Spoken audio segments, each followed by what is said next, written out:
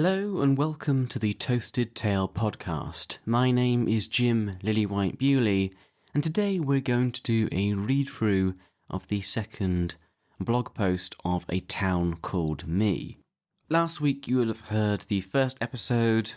Today is the second post, and we'll probably do a third and maybe more next week and following. These were a selection of blog posts that I wrote in 2018, so what feels like a lifetime ago now. I put a lot of work into them and it feels a shame just to leave them on the paper. So here we are, vocalizing them in podcast form. If you want to read all of the posts that I did over the span of a whole year, you can find them at atowncalledme.com, but let's get on with today's reading. This post was titled, "Wait, a second letter from this guy?"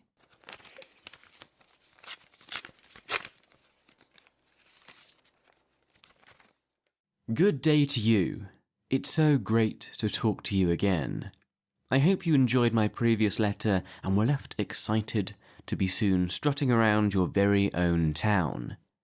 In my previous correspondence, there were a few things I mentioned that I wanted to go into with a bit more detail. I know that in my last letter, a lot of what was written may have been a bit confusing. I know this because I find myself damn confused with these ideas as well sometimes. I felt I would be doing a disservice, therefore, if I didn't go into these questions a little deeper. So you can better get an idea as to what being a mayor of your own town will be like. So, what is your town? Well, it's different for everyone. At the Rose Blanc Town Management offices, we have seen towns ranging from Las Vegas-style pleasure metropolises to artistic townships teeming with culture. Please believe me when I say that a town can become anything that the mayor wants it to be.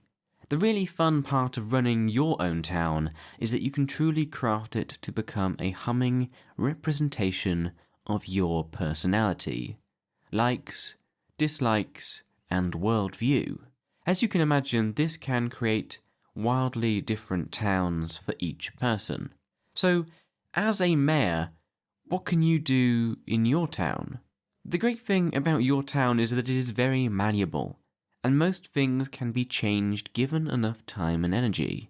Great thing number 2 is that your town is filled with people who are very fond of you as mayor. They have been working hard to keep your town chugging along for a very long time in your absence. And although not all are perfect, they are very pleased that you will be actively leading them from now on. Once you have a firm understanding of the makeup of your town, and what strengths and weaknesses it has, you will be able to dig into what changes you would like to make. From there, all you need to do is take the necessary actions to make the changes stick. Easy peasy. Right, so how can you travel to this town? Well, this is the exciting part. The science labs at Rose Blanc Town Management offices are at the cutting edge of discovering the best way for mayors to access their towns and start leading them as quickly as possible. After trial and more than a few errors, they have assured me with some certainty that the easiest way for you to access your town is through a concentrated transcranial interlook procedure. Simply put, you need to focus, look inside your own thoughts, and bam, you're in your town. Now, I appreciate that this has probably left a lot of you scratching your heads in confusion, and before you scrunch up this letter while crying with laughter at the absurdness of what you are reading, let me assure you that your town is definitely real, and everyone has one. Even if not aware of it, everyone is connected to their own town, which is unique to them.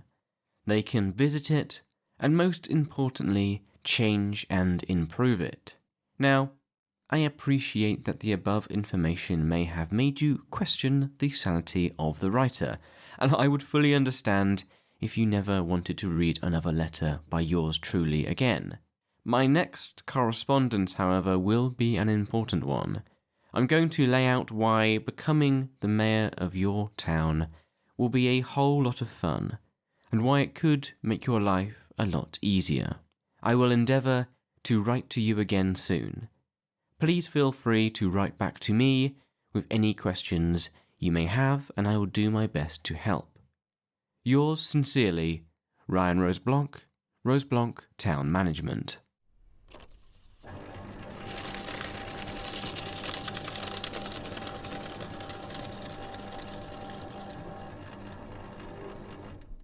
Thank you so much for tuning in to today's episode of the Toasted Tale podcast. That was the second post in the long string of posts on a town called me.com, a blog that I wrote a few years ago and want to share with you over this podcast. From what I spoke about today, you may be getting an understanding maybe of what the town represents, but there will be more to come on this subject, and so all will become clearer as time moves on. If you enjoyed listening to today's episode, then liking, commenting, and subscribing is a great way for the podcasting algorithms to understand that you liked it and recommend it to others to give it a try. I also have a Patreon if you want to support the show financially. Supporters on there can get many benefits, like ad-free episodes of the Toasted Tale podcast forever, early access to new episodes, and also any extra exclusive content I make for my Patreon members. Consider joining the Toasted Tale podcast crew on Patreon. Thank you once again for tuning in to today's show. I look forward to speaking to you all again next week, where we can all relax together and warm our hands by the fireside.